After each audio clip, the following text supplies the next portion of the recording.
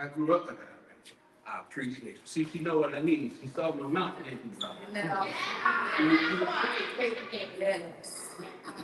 So you better say it one more time.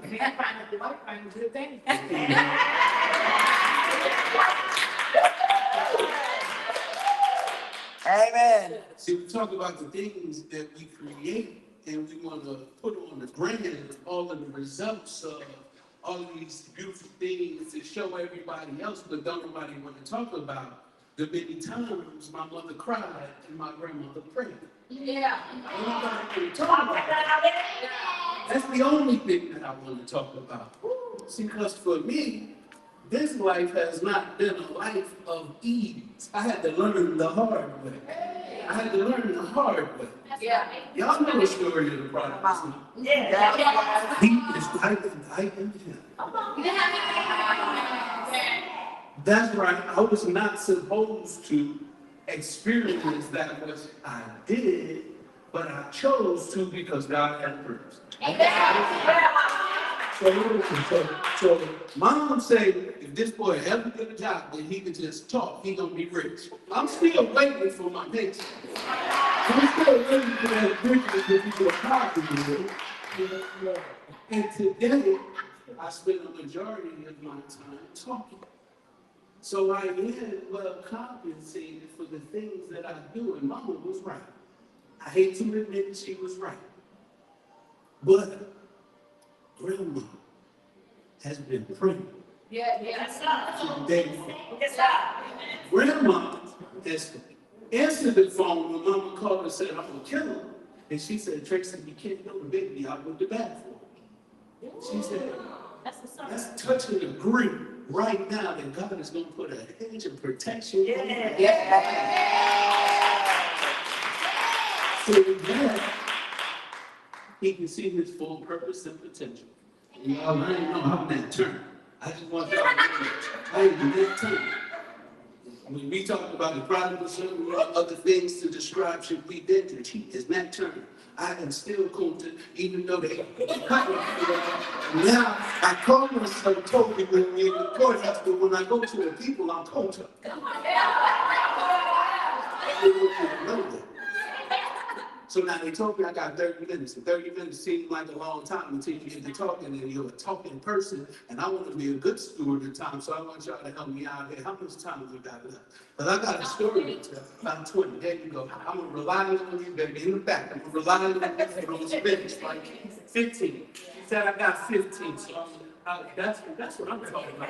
Keep us honest and keep us being good stewards of this time. So I want to say this. It started off when I was in New Jersey, and I grew up around the multicultural diversity, and then we moved to Charlotte, North Carolina in 1987. So for real, I'm from Charlotte. I was born in New Jersey, right? And so I seen Charlotte change. I went to school at Barrington, First Ward, and McClintock, and East Med, and I got my first Kensington down there with the Gatford.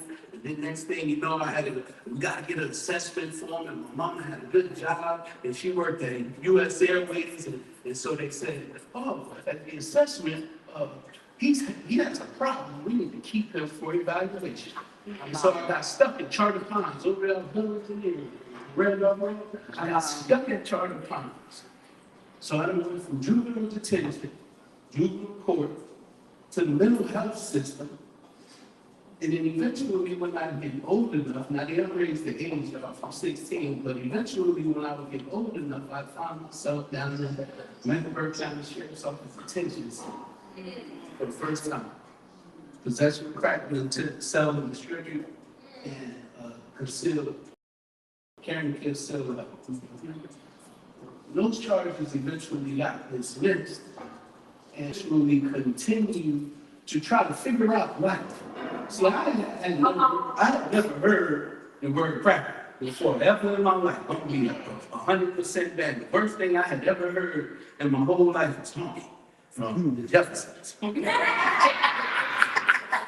And we moved down south, and those folks at Barrington was like, I can't stand these old crackers. And I'm looking around, what are they talking about? And then I finally caught on when somebody did something and somebody said something, there was only 3 of us there, and I said, oh, they're talking about white people. I said, I didn't know. So me and my youthful brain, 11 years old, trying to figure it out, put it together, I said, well, because of saltine crackers. That's the only thing I can do. So for the rest of my life, until I'm in prison in Texas, that's my association. I don't know if racist, I don't know if we hurling insult, I don't know anything, right? But I can tell you how blissful, youthful ignorance is. Whoa. Say that again.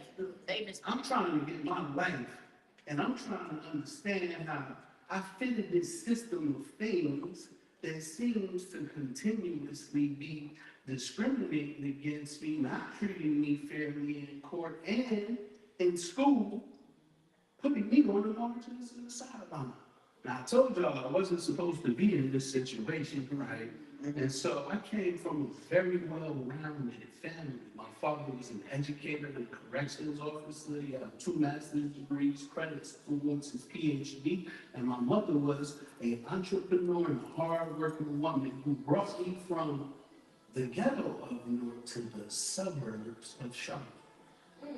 Now, how many identity crises do you think I could be having? How many? I just found out what the crack is. Then I moved over into a neighborhood where my fellow community member that I wanted to be connected with told me I was a half-breed white boy because I spoke with a northern accent. So now I'm fighting my own to be a part of them and trying to figure out why no part of this experience is welcoming me or caring for me. Yes. So I'm gonna skip. We'll go forward because I'm by about 7 minutes, right? I'm gonna skip. So I'm gonna go forward. Fast forward, I have epitomized every stereotype and statistic. I'm a high school dropout. I had 2 kids before I was 18. I was shot and paralyzed in gun violence because I was a assailant. You know what the assailant is? I'm the offender. And got paralyzed at 18. And eventually, at 26 years old, I bought myself a 13-year federal prison sentence. I rolled into the feds in my mind, asking myself, what the hell you done done, boy? At 26, when I had to leave my 10 and 8-year-old son, not to return until they were old enough to take me to the strip club and buy my alcohol. Come on now. The most egregious thing that I could have done in my life was to leave my children a statistic and fatherless. Something had to give and something had to change. And if I am the author of creation, it's up to me to rewrite that experience. Right, right. Not a lot of people want to talk about that though. But guess what I had? I had a praying grandma. Yes.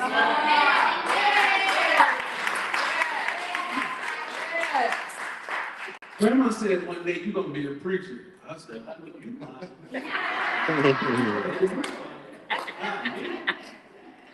That's what she said. I spent 13 years trying to figure out how I could correct 27 years of misunderstanding, confusion, hurt, fear, mental health that went unchecked, substance use that didn't get Come on, say that. Come on now. treated, Come on.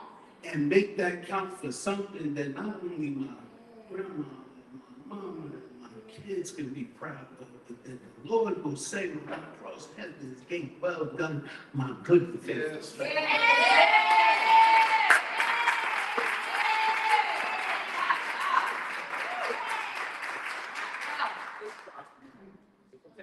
I had to figure it out. She gave me 5 more minutes. I got 5 more minutes. I'm gonna make all this time.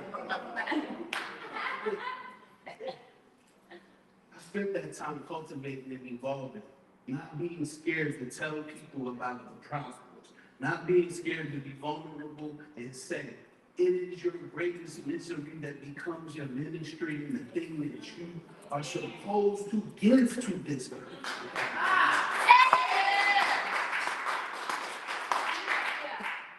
I said, the only thing that I can do, the only thing that I can do is give the gift of me and service to the people who I support.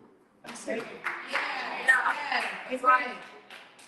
Somebody told me, they said, I was in a conversation the other day, they was like, oh, we should eat the billionaires. And I was like, oh, man, get rid of them. No, not you. I know you're on your way to becoming a billionaire. And I said, from your lips to God's ears, because listen, if I was fortunate enough to be the steward of $1 billion, people wouldn't be living outside. Amen. Come on. They will come to you and be unemployed. You will not have to suffer fatherless experiences because there's enough men to stand in the gap. How do I know? Because I have 2 grown sons who somebody did it for me when I was missing in the gap. Yeah.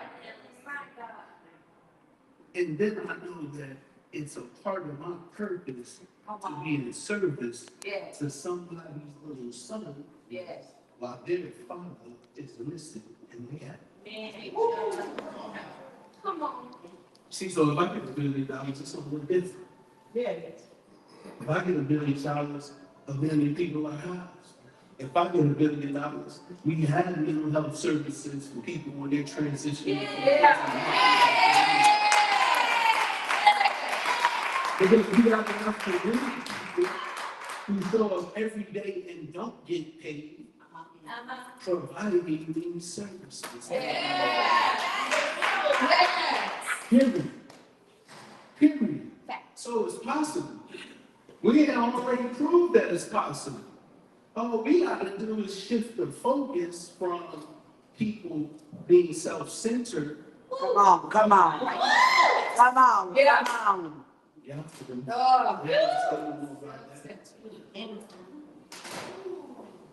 so what I do want to say about today is the most important thing about the things that I do is not the results that they read off on the Bible, but the call that I can answer at 11 o'clock at night.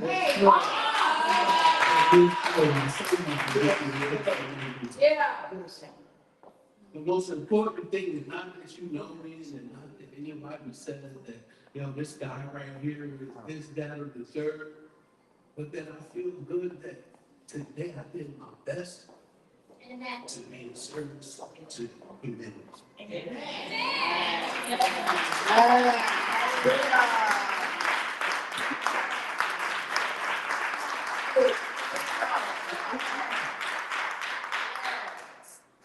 And so I'm not going to keep you much longer.